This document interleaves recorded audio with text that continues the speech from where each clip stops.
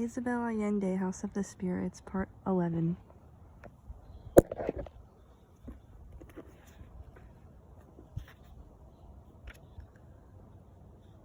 Marilla concluded with delight.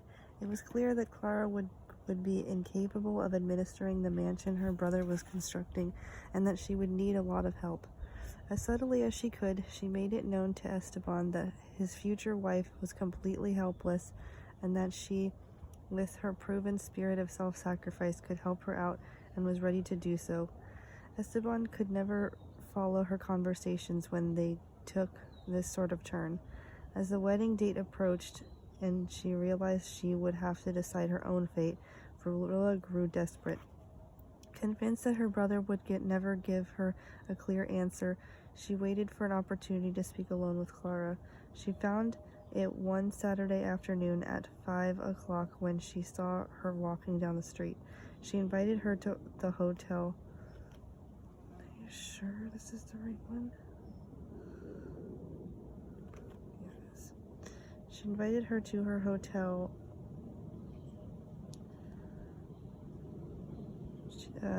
Frances for tea. The two women sat surrounded by cream puffs and Bavarian porcelain, while in the back of the tea room an all-female ensemble played a melancholy string quartet. Marilla quietly observed her future sister-in-law, who looked about 15 and whose voice was still off-key as a result of all her years of silence, not knowing how to broach the subject. After a seemingly endless pause in which they ate a trayful of pastries and drank 2 cups of jasmine tea apiece, Clara straightened a wisp of hair that had fallen across her eyes, smiled, and gave a gentle tap to Marilla's hand. "Don't worry," she said. "You're going to live with us, and the two of us will be just like sisters." Marilla was startled. She wondered if the rumors about Clara's talent for reading minds was true.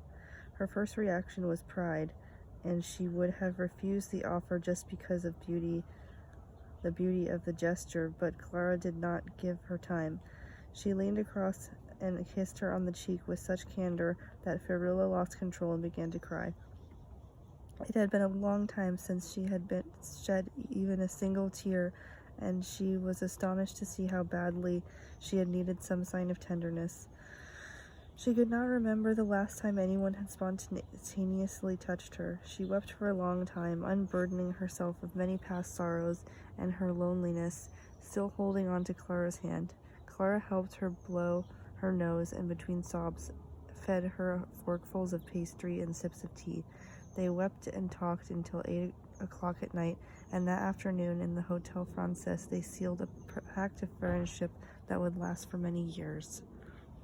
As soon as the period of mourning for Doña Esther was over and the big house on the corner was finished, Esteban Trueba and Clara del Valle were married in a modest ceremony. Esteban gave his wife a set of diamond jewelry which she thought beautiful. She packed it away in a shoebox and quickly forgot where she had put it. They spent their honeymoon in Italy, and 2 days after they were on the boat. Esteban was as madly in love as an adolescent, despite the fact that the movement of the ship made Clara uncontrollably ill, and the tight quarters gave her asthma. Seated by her side in the narrow cabin, pressing cold compresses to her forehead and holding her while she vomited, he felt profoundly happy and desired her with unjust intensity, considering the wretched state she was now reduced to. On the 4th day at sea, she woke up feeling better, and they went out on deck to look at the sea, seeing her with her wind-reddened nose and laughing at the slightest provocation. Esteban swore that sooner or later she would come to love him, as he needed to be loved, even if it meant that he had to resort to extreme measures.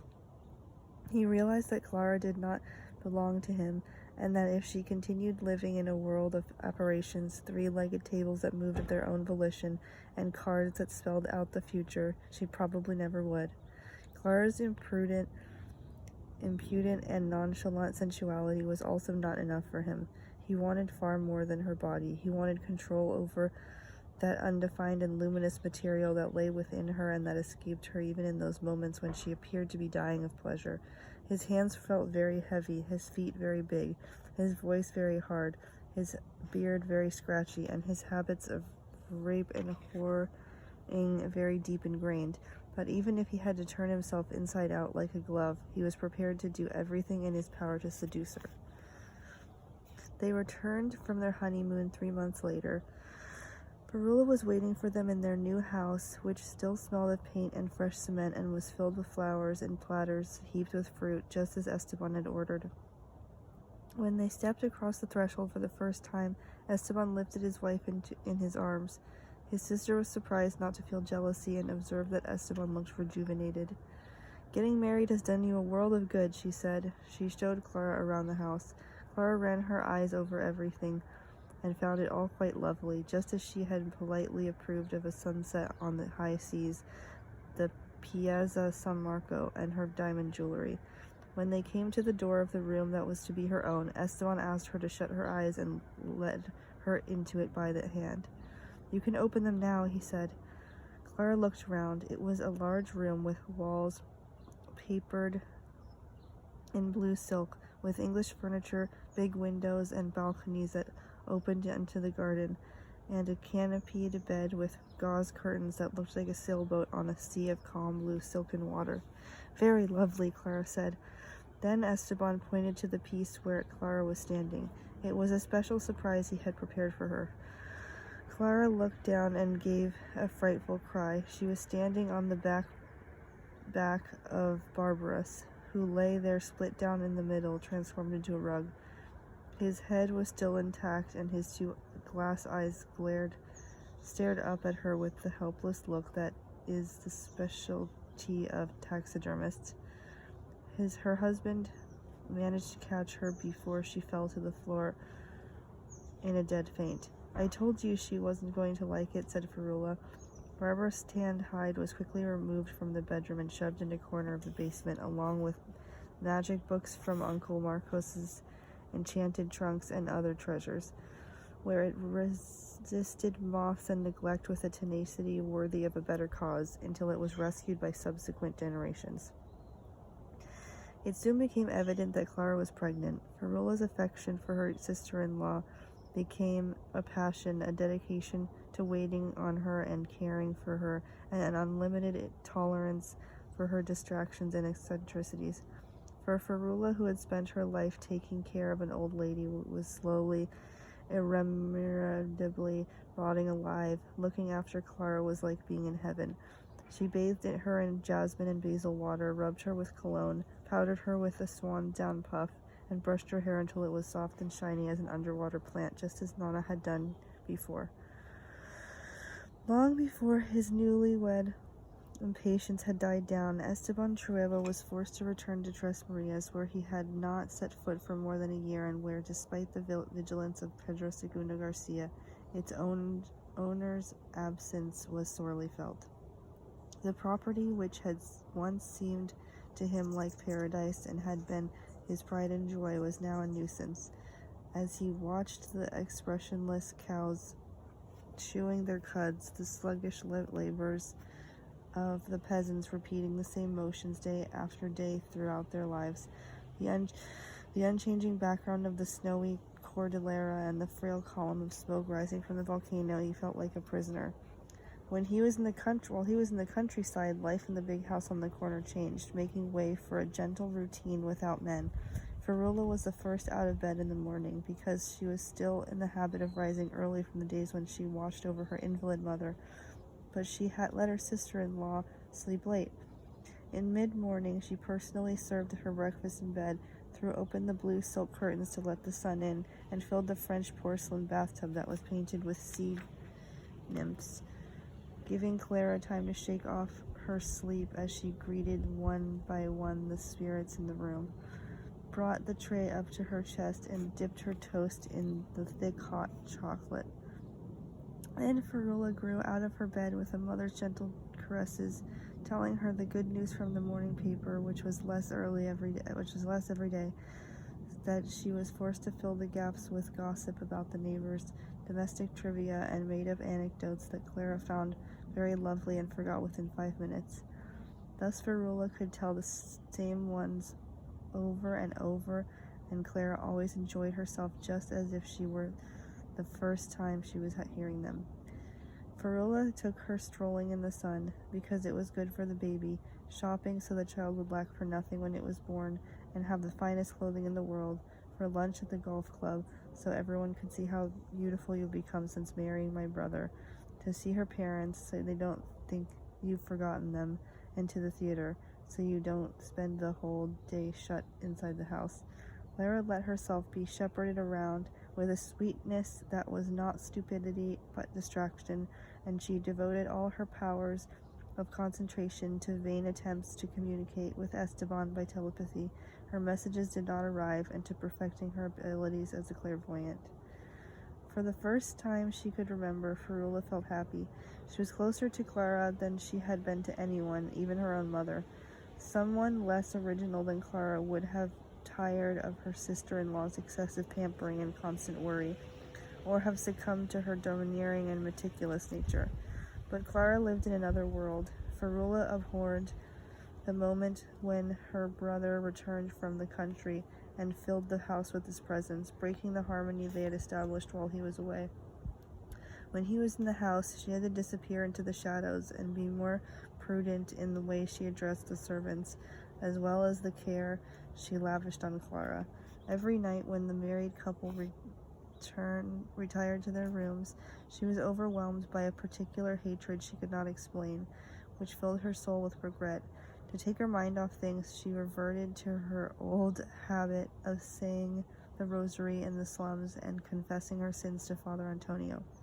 Hail Mary, full of grace, conceived without sin, I hear you, my child. Father, I don't know how to say this. I think I committed a sin. Of the flesh, my child? My flesh is withered, Father, but not my spirit. The devil is tormenting me. The mercy of the Lord is infinite. You don't know the thoughts that can run through the mind of a single woman, Father, a virgin who has never been with a man, not for any lack of opportunities, but because God sent my mother a protracted illness and I had to be her nurse. That sacrifice is recorded in heaven, my child. Even if I sinned in my thoughts, well, it depends on your thoughts. I can't sleep at night. I feel as if I'm choking. I get up and I walk around the garden, and then I walk inside the house. I go to my sister-in-law's room and put my ear to her door. Sometimes I tiptoe in and watch her while she sleeps. She looks like an angel. I want to climb into bed with her and feel the warmth of her skin and her gentle breathing. Pray, my child. Prayer helps. Wait, I'm not finished. I'm ashamed. You shouldn't be ashamed with me. I'm just an instrument of God. When my brother's back from the country, it's even worse, Father. My prayers are useless. I can't sleep. I sweat. I shake. And finally I get up and walk through the whole dark house, gliding down the corridors as carefully as possible so they don't speak. I listen to them through their bedroom door, and since I even saw them because the door had been left ajar, I can't tell you what I saw, Father, but it must be a terrible sin. It's not Clara's fault, I know, because she's as innocent as a little child. It's my brother who leads her into it. I know he's damned. Only God can judge and damn, my child. What were they doing? Fionnuala could spend half an hour on the details. She was a gifted narrator who knew exactly where to pause, how to mention her cadence, how to explain without too many gestures, painting a scene so true to life that her listener felt as if he were there. It was incredible how she could sense from the half-open door the quality of their trembling, the abundance of juices, the words whispered in the ear, the most secret smells, a veritable miracle. She unburdened herself of these agitated states of mind, returned to the house with her idol's mask, impassive and severe, and resumed giving orders. Put this here, and it was done. Change the flowers in the vases, and they were changed. Wash the windows. Hush those damn birds. Their noises won't let Senora Clara sleep.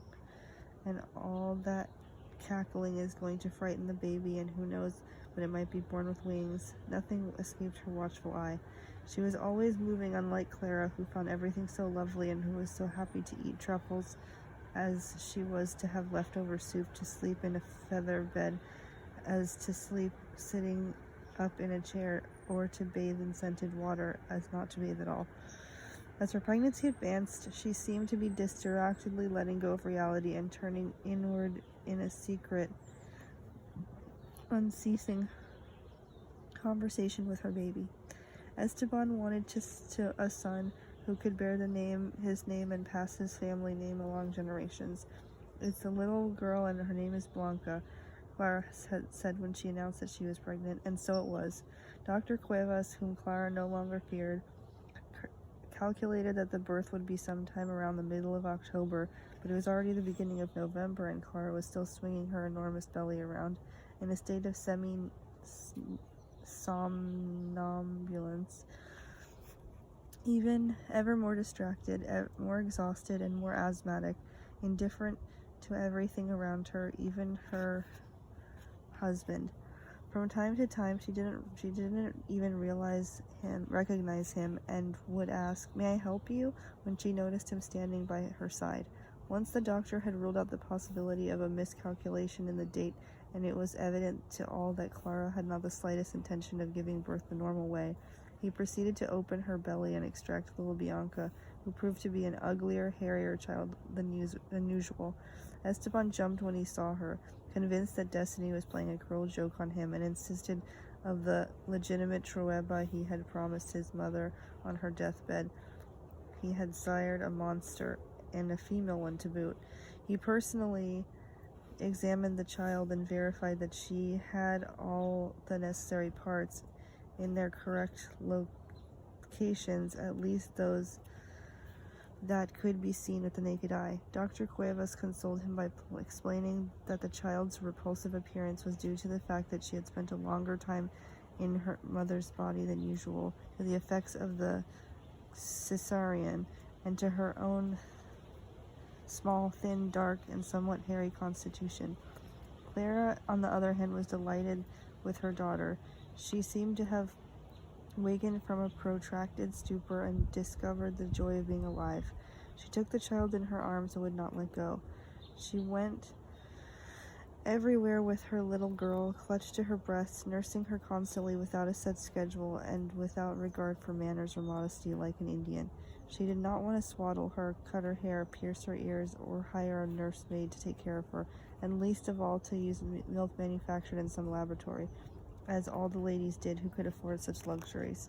Nor would she accept Nana's prescription for giving her cow's milk diluted with rice water, because she said if nature had wanted human beings to be raised on that, she would have made women's breasts capable of secreting it.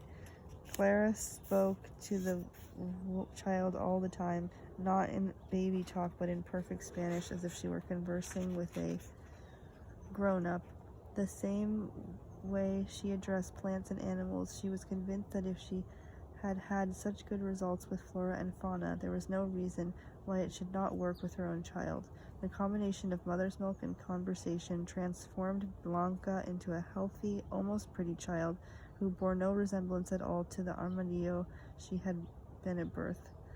A few weeks after Blanca's birth, Esteban Trueba was able to confirm, thanks to her lively kicks aboard the sailboat on the blue silk sea, that maternity had not diminished his wife's enthusiasm for making love, just the opposite, and Ferrula, too busy in caring for her child, who had formidable lungs, an impulsive nature, and a voracious appetite, had no time to say the rosary in the slums or attend confessions with Father Antonio, much less to peek through the half-open door.